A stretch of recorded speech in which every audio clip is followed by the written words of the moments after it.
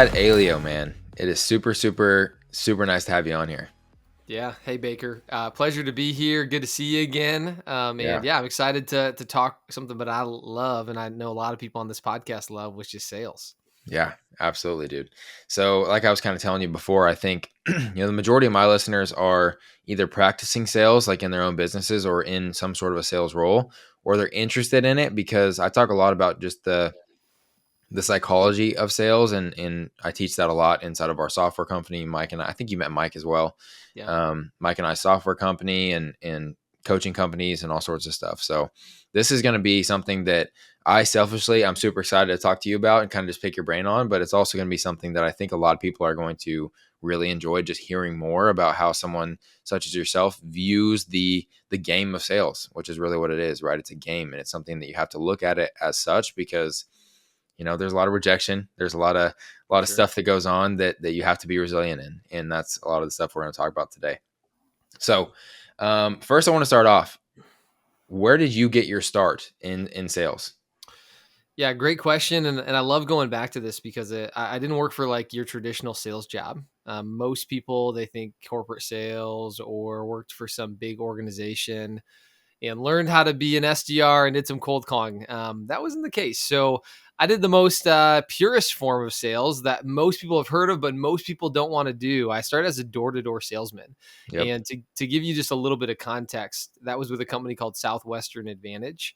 Okay. And I knocked on doors 80 hours a week in a state, in a city I'd never been to my entire life. And so I was stuck there for the whole summer selling educational books that help parents help their kids with homework, and I only got paid when I made a sale. And that was my first way of learning how to do sales. Now I got training and all this stuff, but that was really where I got my start, and learned about having a great mentality, learned about how to close a sale in one conversation, and also had to get through the struggles that many of you probably on this podcast are trying to get through, which is, am I really good at this? Do people really want what I have? Hmm. Right? Yeah. So with that, first of all, I do agree with you that door-to-door sales is like the purest form of sales. I think it's door-to-door sales where you have to like actually go face somebody, and if you're going to experience rejection, you experience it face to face, and it kind of that's where people can get desensitized and become like some of the best salesmen I know. Door-to-door pest control, door-to-door window salesman, door-to-door, like that's where they got their start. So that makes a lot of sense that that's where you started out as well. Um, Mhm. I got Mhm. my start in sales in cold calling, just cold calling. Like Yeah. I was working for a software startup back in college. I got like an internship, and they were like, "Okay, yeah, cool. You seem like you might be good at marketing and stuff. Like, well, you're the head of sales and marketing. We want you to cold call city governments, try to get a hold of their county clerks, and try to set up meetings for us to sell our software." And I'm like, Mm. what? Like, I have no idea where, like, where to even start with any of this. They didn't give me any training, like nothing. And so I just had to learn. I put in a spreadsheet. I put down all the contacts I could find that fit like these descriptions. And I'm just calling and calling and calling, Yeah. double, triple dialing people. Some people are, angry that I even called them and I'm talking to them at all because they feel like it's a waste of their time. Some people are nice at least, but you still get let down easy. And then Mhm. every once in a while, you get a little bit of just something from somebody, and Yeah.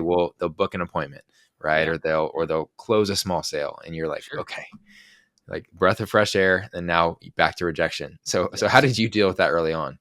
Yeah. Well, the biggest thing that if you've ever gone through any sales training, the first thing that someone that's brand new, you're always told is sales is a numbers game. Hmm. Now, I 100% believe that. But once you get good at sales, or if you want to be good, it's not no longer a numbers game. It does become a little bit more of a skills game. So what Yeah. Baker's talking about, for a lot of you guys listening, is he knows that, hey, if I work hard enough, someone's going to say yes, someone's going to be interested, and someone's going to eventually be nice to me or whatever. Okay. And that is totally true. And you'll meet the person that will buy whatever you have just because you showed up and had a good attitude and you did the sales talk, whatever. And in the beginning, that was the biggest thing that I always reminded myself, is that effort was going to lead to a result. Okay. Now, the second thing that leads to results, if you're brand new at sales, is also going to be focusing on, the other thing you can control, which is having a great attitude. So there's two controllables here: effort and attitude. And if you can have a great attitude while you're in the midst of learning how to be good, how to have conversations, I mean, the percentage of people signing up for something, whatever you're selling, no matter how bad you are, is going to be actually a lot higher, because there's going to be some people that are just going to be excited to talk to you because you're in a good mood. Yeah. Okay.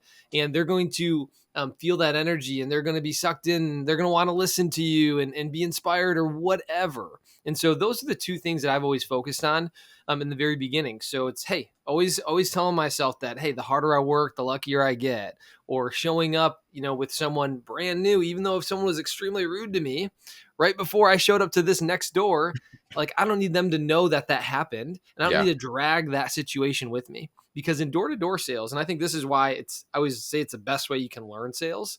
I mean, you're literally going to someone's door, showing your whole face. Hey, this is me. I'm a guy selling something, and you've never heard of me. I'm now showing up at your door. I'm going to try to sell you something that you never even thought you needed. Okay. And you're always going to get that one person that says, get off my property. That's going to be Yep. extremely rude to you. And beginner salespeople take that extremely personal, and they think, oh man, I must not be good at what I'm selling. Oh, maybe I picked the wrong career. And for some of you guys that are business owners, oh, was this dumb that I started this business? Yeah. Because I see Baker and I see all these other guys, they crush it. They do so well. And it's like, actually, we go through the same struggles. We're just a Yes. little bit, maybe our close rate's a little bit better because we're more skilled. Or we've Okay. just been playing the numbers game for longer. Like, Yeah. or Yeah. you got to be willing to get smacked in the mouth Yeah. a few times and let that Yeah. happen and compound for sure. Yeah, 100%. But you also get a level of belief, right? Because you've seen it Yes. happen enough, right? And so, but biggest thing that helped me a ton was just focusing on things I can control, and that's having a great attitude and a great effort, right? Yeah. And if there's anything that you're, like I said, if you're brand new, those two things can be the game changer for anyone trying to get to the next level and level up quickly. That's awesome. I think that's super, super important. So you went from Southwest Advantage, you said, and Yep. then where was your first, because I wouldn't consider, or would you consider that like your first start in high ticket sales? Because you said you're selling books, right? Yeah, yeah. So I was Yeah. selling educational books door to door. Okay. Now, our highest package at that time was $1,000, and I was a Okay. college kid. And so when I sold something for $1,000, I was jacked. Okay. Now I did Yeah. make 40% commission. Okay. So I Nice. made actually decent money off that sale. Hmm. And when I was selling that door to door, I paid for my entire college in 12 weeks. And Wow. so, yeah, so in 12 weeks, I did over like 50 grand in profit from Hmm. that summer. And so I realized, hey, I can do this. Right now, to get to the high ticket world, I actually, when I got done with selling door to door, I was actually recruited to go do like a insurance company. And so I ended up starting my own insurance agency from Wow. scratch. And from that process, I mean, we had 21 agents. I had an office in Michigan. I had a partner that had an office in another city. And we sold the cool products. And if you know anything about insurance, it's one of those games where it's like you keep adding dirt to the pile, it eventually will get taller, right? Yeah.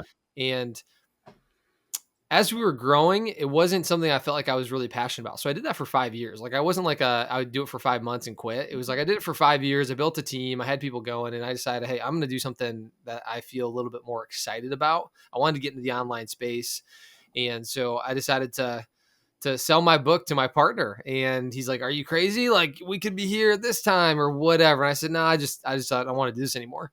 And so I decided to start searching for like, hey, what do I want to do? And I actually discovered the high ticket sales industry before it was even high ticket sales. When a gentleman named Chandler Bolt, if you guys want to look him up, he's now Forbes 30 under 30. Well, he was not this when I met him. He had this company called Self Publishing School, which is now known as selfpublishing.com. Hmm. And there was 5 employees, and he had a sales job open. And I was like, okay, cool, I'll chat with this guy. But it wasn't because I applied. A really good friend of mine recommended me to go work or go interview with this guy Chandler. He said, hey, Yeah. this guy's got this cool company growing, and you should totally come on and check it out. It could be a good fit for you. I know you're in that entrepreneurial phase, you want to learn online stuff, could be a cool thing. So I first thought it was a scam, and then I started going through his social media, and I realized that he's spoken on stage with some of the sharks at Shark Tank, all these things. And I'm like, okay, he must be legit.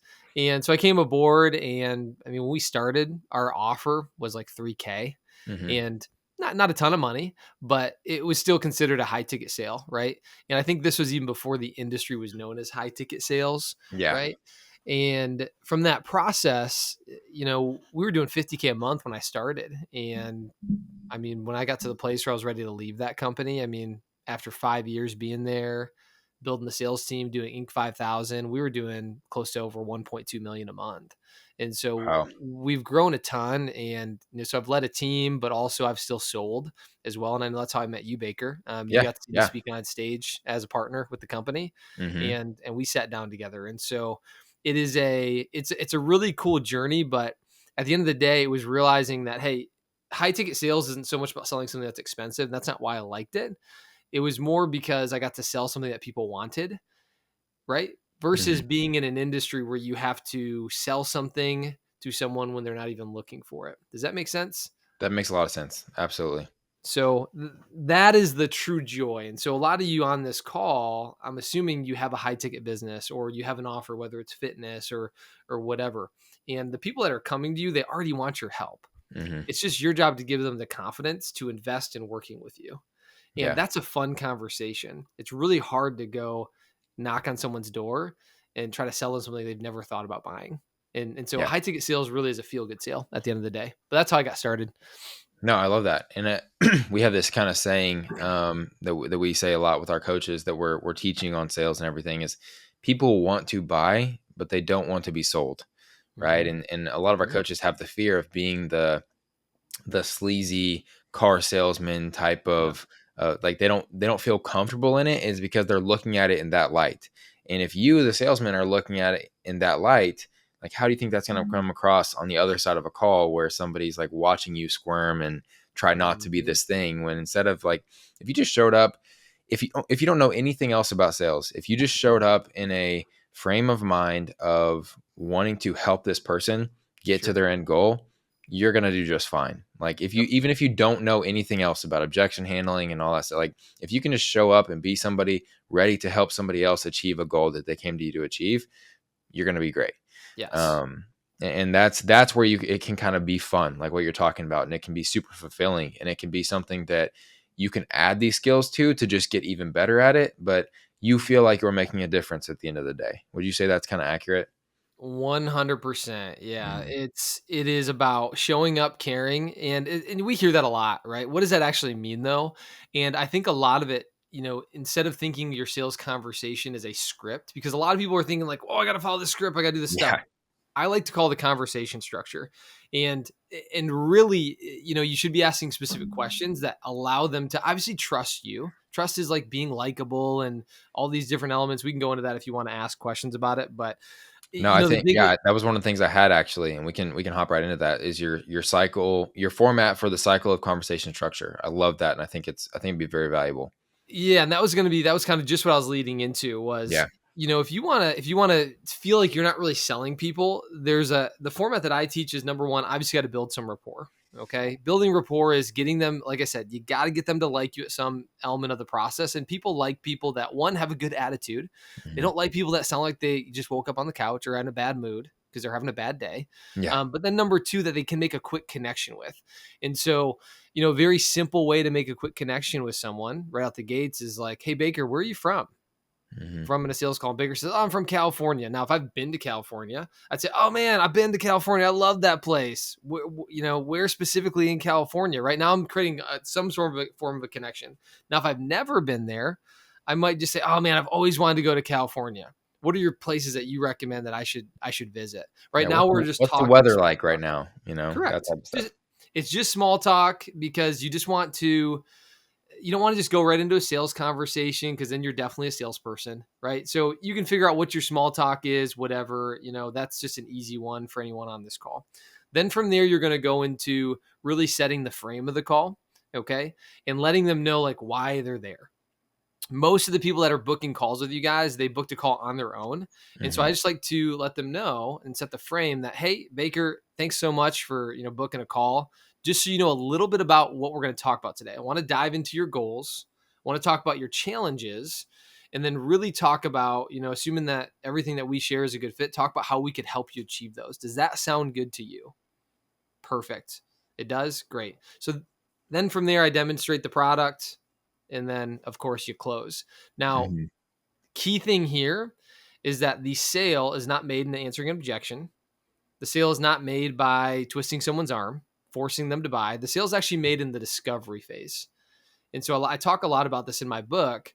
Discovery phase is when we're diving into what do they want, what's holding them back from getting what they want, okay? And of course, is there a sense of urgency to get there, right? So if you can really harness that conversation and really be present in that part of the process, I mean, you'll be amazed at how many people will buy because they feel heard. Yep. And most importantly, as a salesperson, you'll feel more confident presenting a product based on the needs that they just shared with you or the challenges. Okay. Does that make sense? That makes perfect sense. I love that. And I also love, it was kind of like a little detail, but I think it's important to kind of emphasize is the importance of micro commitments. Because you asked early on is like, does that all sound great after you're kind of like framing what the call is going to look like? Yep. I love setting a sales agenda like at the very beginning of the call, because one of the things that we notice, especially in our industry, is you know, online coaching, fitness coaching is becoming more and more prevalent, right? And so people have likely by the time they talk to you know me as a trainer or any of our other coaches as trainers, they've probably talked to one or two coaches in the past, and they kind of know like where the price point's going to come in. But there's always this awkward sense on any sales call, really, of when is Baker going to drop the price, right? And then on the other side, like from my perspective, it's like, Yeah. are they going to like the price? Is this going to make them look at me differently? Is it going to be too much for them? Is it going to be too little? Like, what am I making the right offer? And so setting the agenda up front on the call, it can just relieve all the pressure in the room, because now we both know here's what we're going to do, here's when we're going to do it, and then we'll talk about all that fun stuff towards the end. Does that sound good? And they say yes, and we keep them in yes mode by getting these micro commitments, even if Correct. it's something as simple or silly as just like, does that make sense? Yes. Yeah. Are Does you that with kind of sound me? accurate? Yes. And you Are just you with gather me? those yeses. I love Yes, that one. That's exactly. like one of my favorite ones. Exactly. Exactly. So I And think that's it, great. well, in micro commitments, it's so interesting that you bring that up. A lot of you, if you've ever been to a Tony Robbins conference, okay, Tony Robbins does this a lot. Have you ever heard him say, guys, say yes, yes, yes? Now, this is on a whole nother level of what they're Yeah, doing from an NLP perspective. They're getting you to say yes so many times that when they ask you to buy something, you're more likely to say yes, right? That's just the exactly. whole element behind it. Hmm. But micro commitments does keep the conversation flowing and moving forward, and it allows you to feel a little bit in control and allows them to feel heard. I'm with you. Yep, that makes sense, right? All the Hmm. different things that make the dance go smooth. Definitely. So you kind of alluded to, you know, this cycle of conversation structure is in your book, the book on high ticket sales. I Mhm. want to talk about, when did you get the idea, with kind of the experience and the journey you've taken us on so far with your journey in particular. When did you get the idea to write a book on it? I'm guessing probably because you were working with self publishing, but when did that come to you? Yeah. So the book, there was an element where I said, okay, and I told Chandler this when I started with his company. I said, hey, there's gonna be a world where I don't think I'm gonna sell for you forever. I know I'm good at sales, but I don't think I'm gonna do it forever. I said, hey, I'm gonna start my own business, and he's very aware of that. And so now, being in that industry, I knew how much a book can be valuable to growing a brand, a business. Hmm. And so part of me was like, okay, if I'm going to start a business, I probably should write a book because that's what we teach. And I've seen it work for a lot of people. And so I decided to write a book called The Book on High Ticket Sales, and really just teach people the frameworks of what I've done. Now, I've done over, I don't know, in less than 5 years, 15 million in high ticket sales. It's Now, insane. not to say like, hey, look at me, I'm so great, but I think I've figured it out and I've learned it. And it wasn't because I just launched a product, in 1 month and we just had like crazy sales numbers. One of the biggest things that I've always gotten a lot of questions on during my time there was, Chad, how are you so consistent? Right. And why do you always hit your numbers? Why do you always hit a minimum of 180K a month or whatever? And Hmm. so a lot of that's mindset, but it's also having a great structure and a great framework that you just always allude back to. And so, I wanted to write a book on that process to, one, solidify my authority, but then two, also be, a great lead in to, one, help people, but also if they really like my book, maybe come into our program or our company, High Ticket Sales Academy, and get coaching Yep. on sales. And so the book was initially a catalyst for that. But then also I wrote the book in a way where if somebody reads it, they don't need to hire me.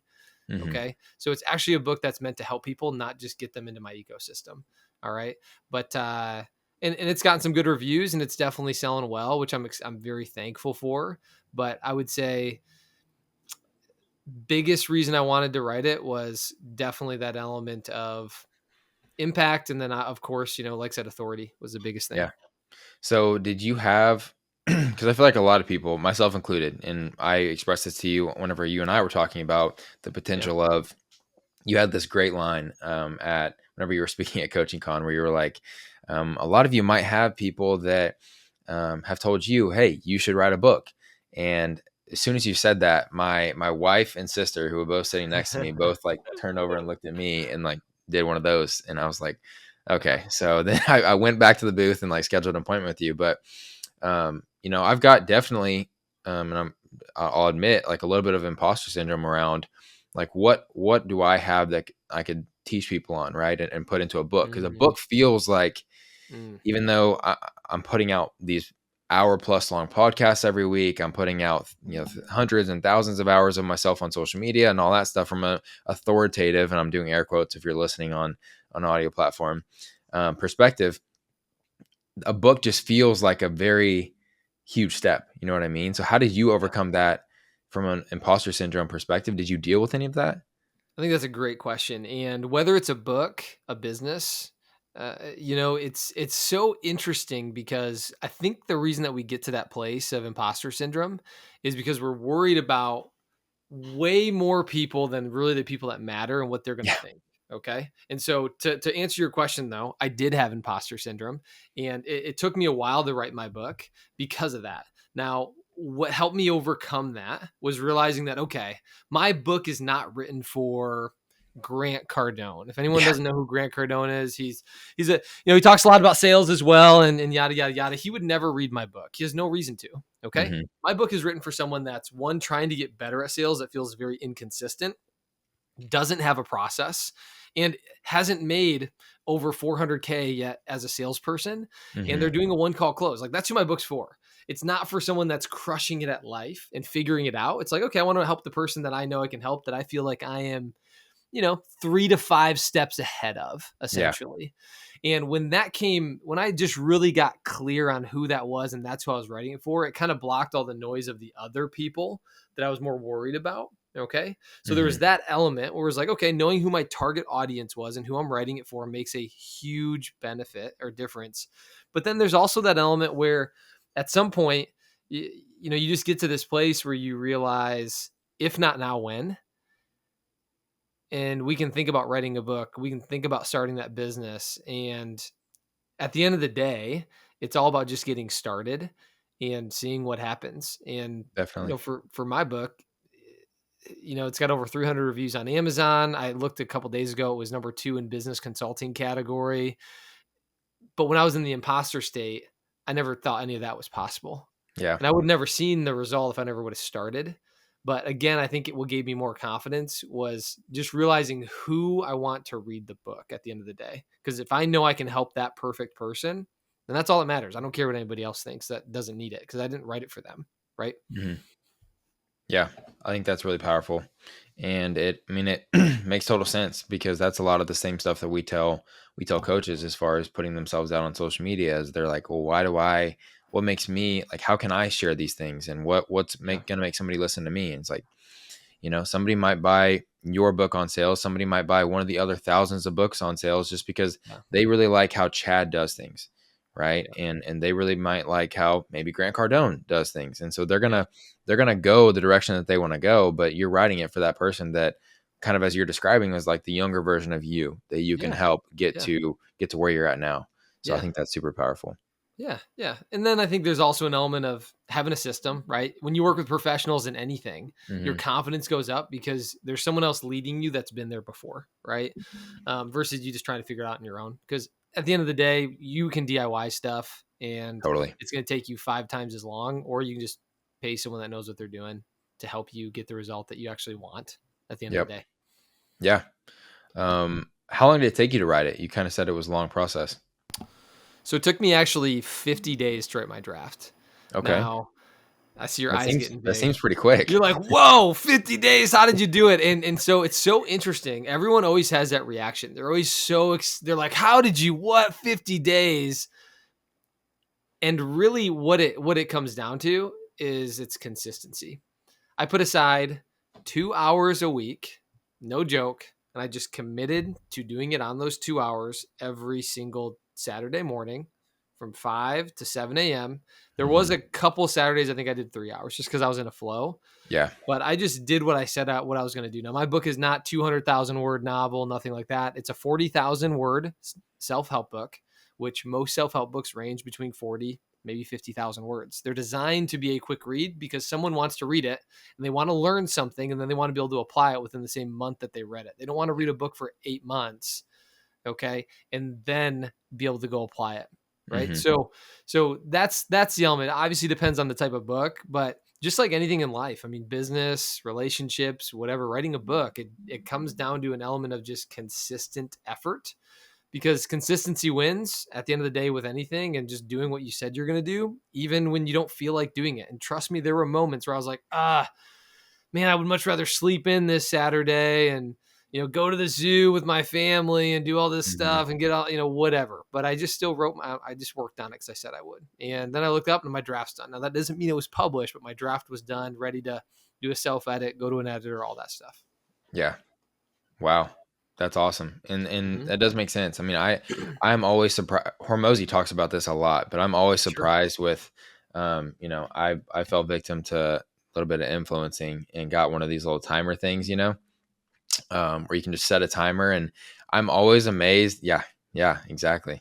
I'm always amazed that these tasks that a lot of times we end up putting off, that it's kind of like, oh, I can do it later, or I can do it tonight, or I can do it this weekend or something. Yep. They get bigger in the back of our head, I think, the longer that you kind of kick the can down the road. Yeah. And I'm always amazed that, like, I'll finally be like, you know what, I'm going to set 30 minutes on this thing and I'm going to press go, and I'm just going to be nothing else, like do not disturb mode. I'm just going to do Yeah. this thing, and I'll knock it out in like 10 minutes. And I'm like, Yeah. why was that such a big deal? Like, so Yeah. laser focused 2 hours, like, that makes sense to me that you could accomplish as much as you did in 50 days for sure. Well, and it doesn't help that we live in a procrastination, Oh my right? gosh. Yeah. Like, seriously, that's the default of 95% of the people that you guys are ever going to interact with. They just want to procrastinate, not because Yeah. they don't like your product, not because of whatever, not because they don't want to go do the fun thing that you invited them to do this weekend. It's just most people default and they want to procrastinate. And Hmm. a lot of that is because people just can't make decisions. I don't know what it Yeah. is. They don't like to commit to something. They don't, it's like, oh, I'll think about it, I'll think about it, I'll think about it, I'll think about it. And then all of a sudden they get decision fatigue, Yep. and then they're stuck. And then they have, what all this stuff where it's like, for you, it's like, figure out what's the one thing that's going to get the needle mover going right now. And I promise you, if you are someone that thinks you have no time, the best way to check on that so you can quit procrastinating and write the book, start the business, do the thing, look at your phone, go to your screen time. I think this is really fun. And I guarantee you will have at least 3 hours on your phone at some point throughout the entire day that you were surfing on social media, doing something that was not productive, where you could definitely use that time to be productive. And so For that's a sure. good way to hold yourself accountable. Even though I hate that thing because it does annoy me when I'm like, wow, I spent 2 hours on my phone today or whatever. Yeah. Okay. But just look at that stuff and remind yourself that there is a lot of time. You can do stuff, but it's like what you're talking about, Baker. It's just the moment where you say, all right, 30 minutes, I'm just going to work on the book for 10 minutes or just to see how it goes, whatever. Yeah. Yeah. One of the core items you discuss in your book is selling with a fearless mindset. And I think that's something that holds a lot of people back, is that fear of rejection, is that fear of, will this person still like me? Or are they going to accept me after I make this pitch or monetize this relationship? How does one get to that point of having a fearless mindset when it comes to sales? So a fearless mindset is not caring whether you make the sale or you don't make the sale, right? You have no fear. Whatever happens, happens. I Hmm. think at the end of the day, because as soon as you attach to a result, and that is the determination of, success, I think you've already lost. Now, sure, in sales, it's very difficult because you're always tracked by a number, a Yes. KPI. Yep. Okay. But if you can really get to a place where it's like, hey, if they buy, great. If they don't buy, that's fine too. There is a different aura you will bring to a sales call, and you also feel a lot better about that conversation because you don't have this like high pressure feel to you. But that number one right there would be getting yourself to a fearless mindset, but then also remembering that just like when you do something crazy out in public. Okay, this is really quick side story. We my we had a family member in town, and she's in high school, whatever. And if we all remember back in high school, like, we care so much Oh my of gosh, what yeah. people think about us. And we're taking her senior photos, and my wife's a photographer or whatever. And we're like at this very popular pier, like right on Lake Michigan. And obviously there's people walking by, whatever.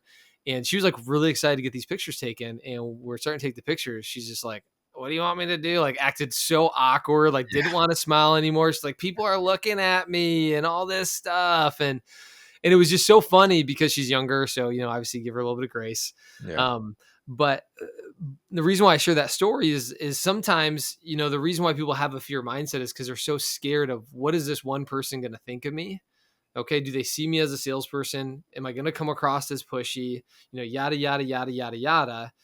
And at the end of the day, it's like, you're going to talk to that person, and maybe for 10 minutes after the conversation, they're going to think about you, but they're going to go back to their daily life and forget everything.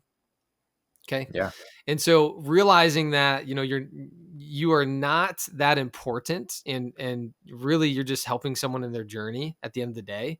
And so if you can get to that place of not caring what people think about you, whether it's cold calling, whether it's sales conversations or whatever, I mean, I'm not saying be a jerk to someone, but Definitely. that right there is really going to be an element of becoming fearless, because you're not focused on the thing that creates the fear, right? I agree. Because fear comes from an element of, what's the result of my actions. Hmm. And so if we don't care what someone's thoughts are, results of whatever, how this conversation goes, you can now become fearless. Okay. But that's where it all stems from. It's just caring way too much of what people think. Yeah. If just for the absolute beginners, right, Hmm. that are kind of hearing that and being like, well, I kind of do need to make this sale to Sure. make money this month, because it's easier maybe for a person like you or me or Mike, for instance, to be like, Yeah. okay, it doesn't really matter. Like, the lights are going to stay on. I'm still going to make X amount. Like, Sure. it's Sure. I'm going Sure. to be Sure. fine whether this happens or not. So then you have a little bit of more security.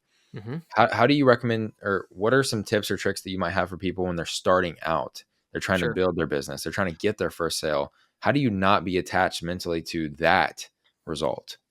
Yep. So when you're on the phone with someone, you cannot be hard. And I'll explain this in a minute. You can't be hard on the person to get them to buy something, because then you're going to create really an external pressure.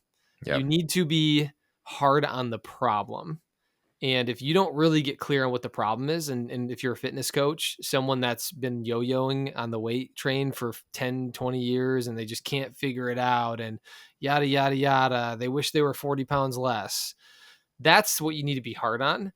Not, hey, you need to buy this. Like, come on. Like, like, why are you thinking about it? Like, let's do it. Let's do it. That's all external Yeah. pressure. But if I was approaching a conversation where it was, no, I'm going to be hard on what the problem is here. You've been working on this for 10 years, trying to lose weight, and you haven't gotten anywhere.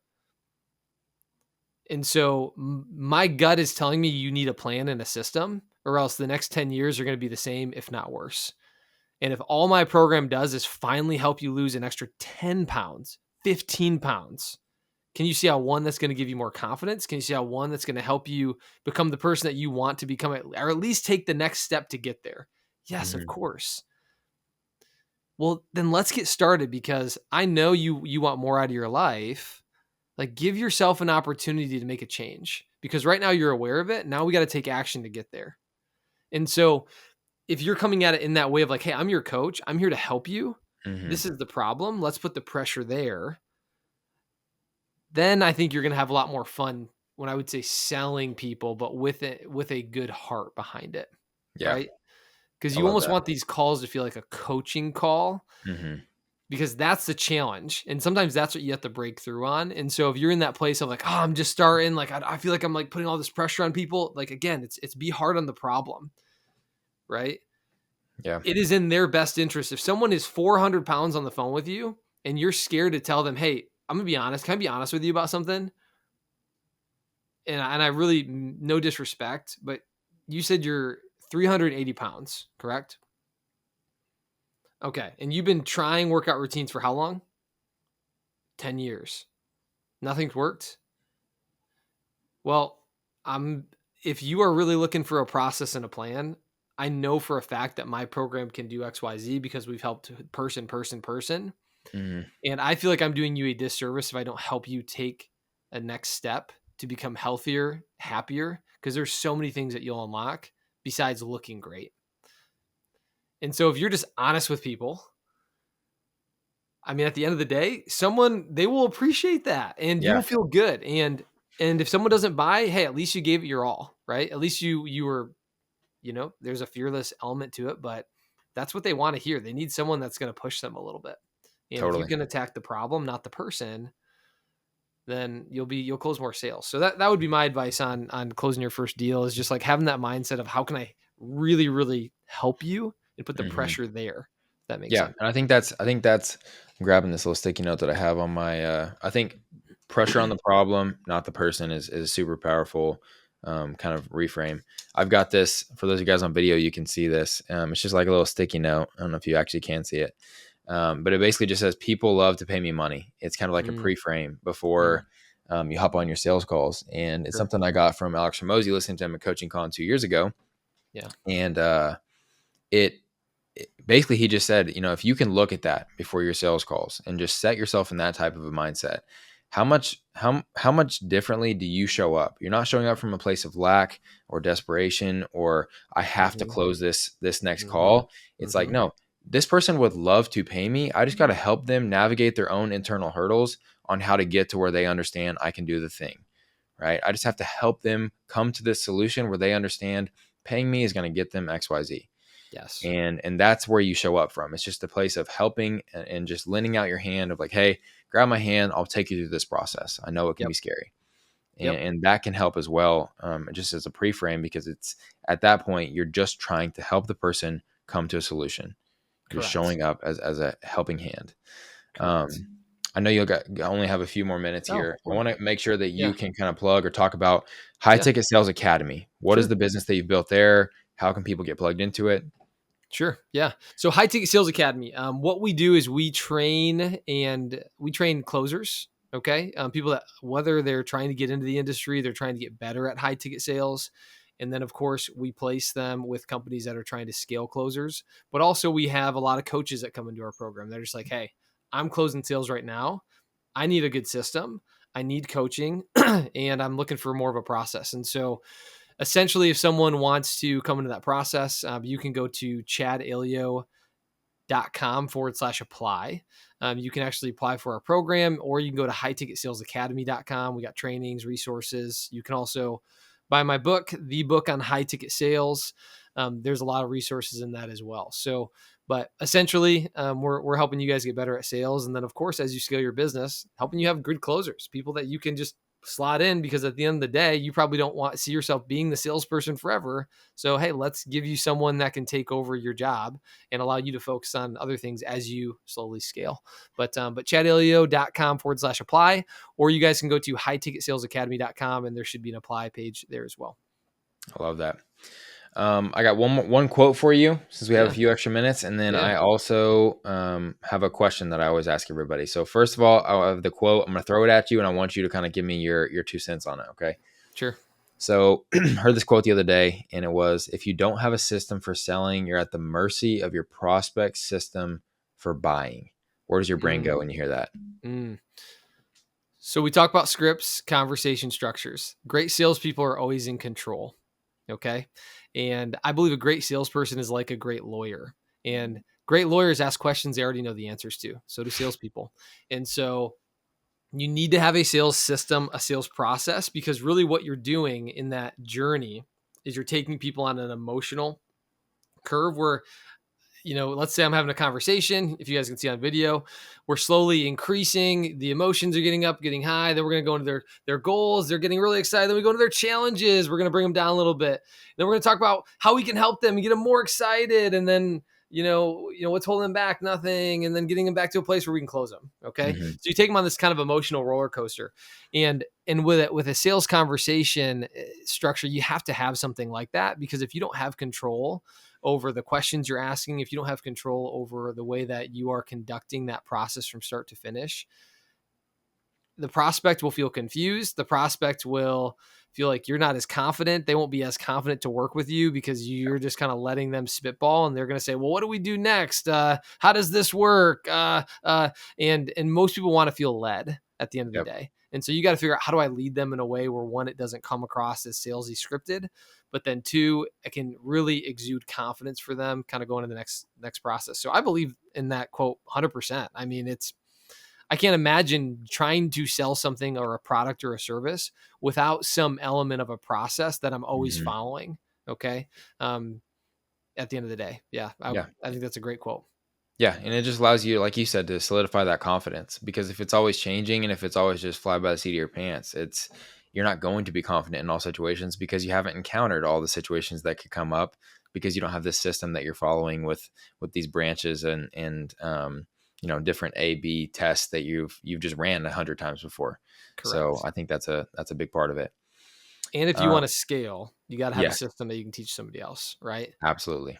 Yes, that's one thing that we're definitely that really the last year of us building ARfunnel.io is just like, we started out and we scaled super quickly, just me and Mike, and we were both miserable because it was 70, 80, 90-hour work weeks, Yeah. and we didn't have any room to breathe, and we just started like hiring people and throwing them to the wolves basically, because we're like, we have to try and buy back some of our time so that we can get out of the business and work on it and kind of fix some of these holes.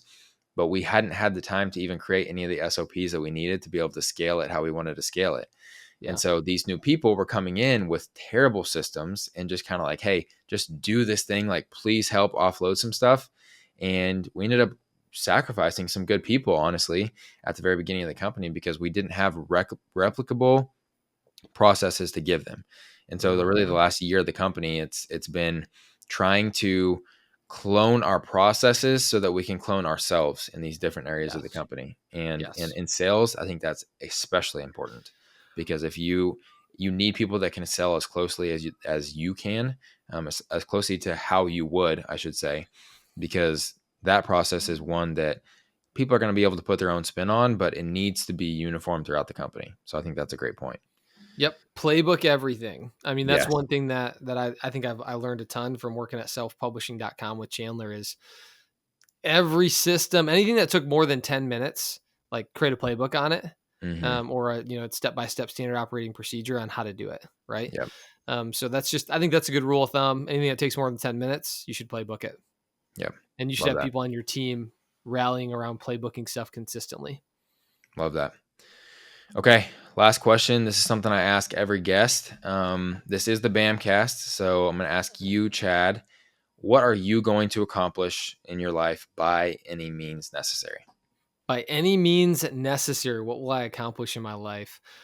Let's see here. I would say over, man, it's like you don't want to I undercut know. yourself I in know it's your a tough goals. one. So I'm pretty active in real estate investing, and I Okay. really enjoy real estate investing as like a side little hobby thing I do. I will say in my lifetime, we're going to own at least over $25 million in real estate. So I love it. Heck yeah, yeah. yeah, that That's that that awesome. feels very obtainable. So why Yeah. not? Awesome. I love it. Well, Chad, seriously, thank you so much for your time today. I know you're a busy guy. I'm going to plug all of your links down below, as far as High Ticket Sales Academy, the book on high ticket sales, everything down below. Make sure your social medias are in there as well. And yeah, I appreciate your time, man. Thank you for Yeah, hopping on here with me. yeah, I appreciate it. It was fun. All right. Thanks, man. Yep.